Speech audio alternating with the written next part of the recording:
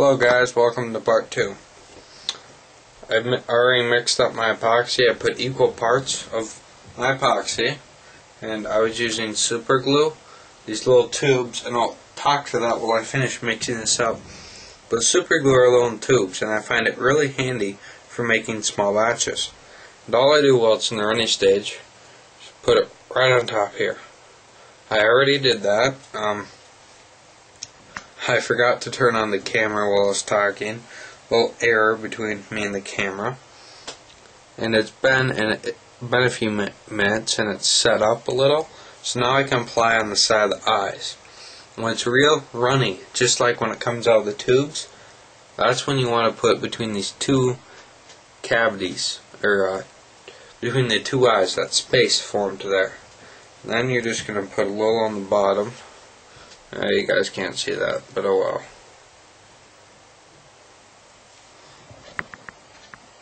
Put a little on the bottom. I accidentally got some in the eye. Then you're going to put some over here.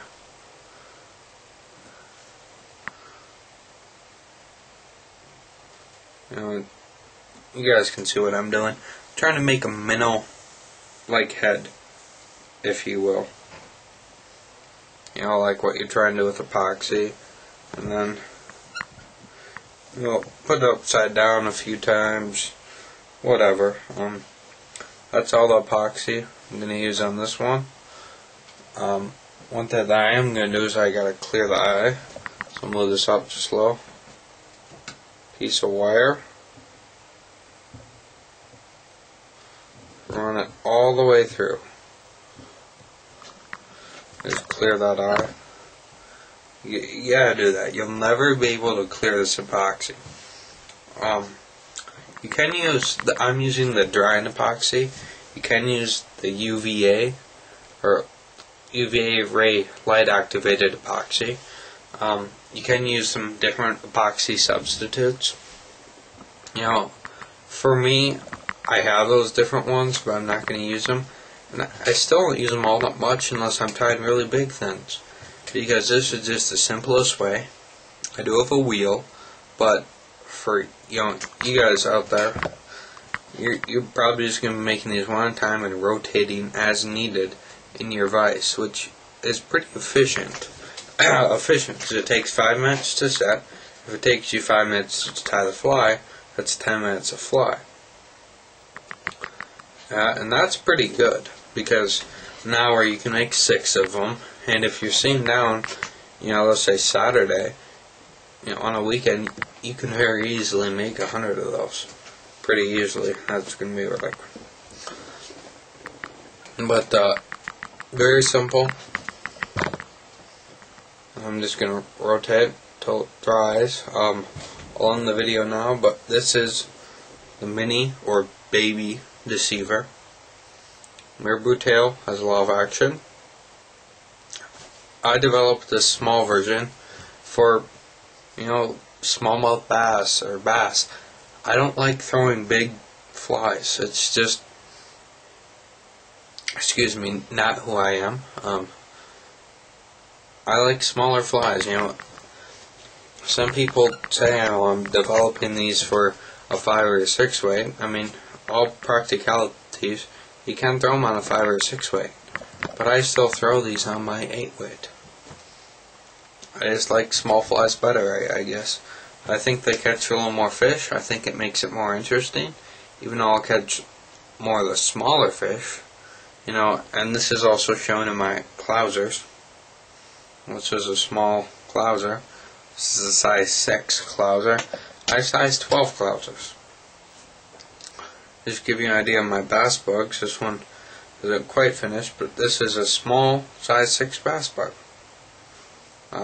I just did some rough trimming on that, and here's one slightly larger. This is a size 4 bass bug. But what I'm getting down to is, bigger hook does not mean bigger fish. I catch more fish on these because they're easier to cast. I don't have superb fly line. I got some, I think I have Scientific Anglers Expert pike fly line, then I also have bass, because I fish for both. In fact, one of my favorite pike flies, I'll do this in a quick video after this one, is this, size 2. Really furry, you can't see it. I'll make this quick little pike fly soon. You guys will really like it. And once again, I got pike shads. This is BJ&I stuff. Same size hook as this mini Deceiver, baby Deceiver. But you know, thrown in the right place, the little pike and bass are opportunistic feeders. They'll go after it. You know, just a little piece or my 2 cents that I have to add in there, rather than tying the fly, of course. But you know, hopefully you guys get the idea. I would say, like, I don't know how I think it works. You know, from watching videos, I've never tied the fly exactly the same. On YouTube, I rarely go and just tie that exact pattern.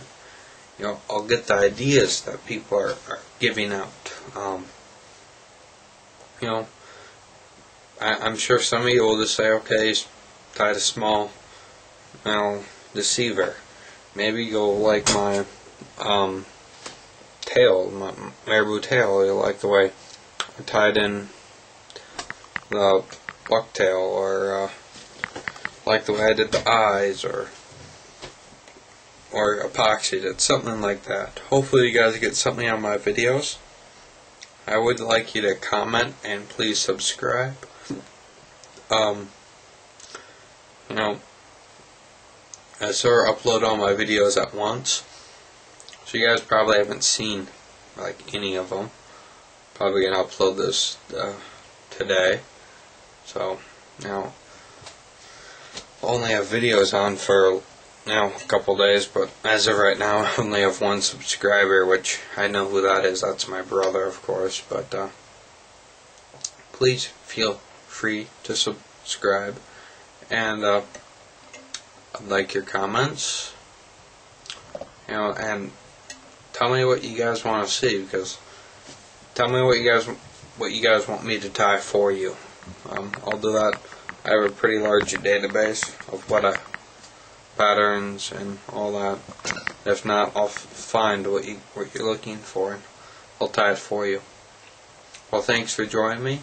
This video went a little longer than I wanted, because I was explaining a few things to you guys. Well, see ya. Thanks for watching. Hope you enjoyed, and hopefully this pattern or idea in this video produces some fish for you guys.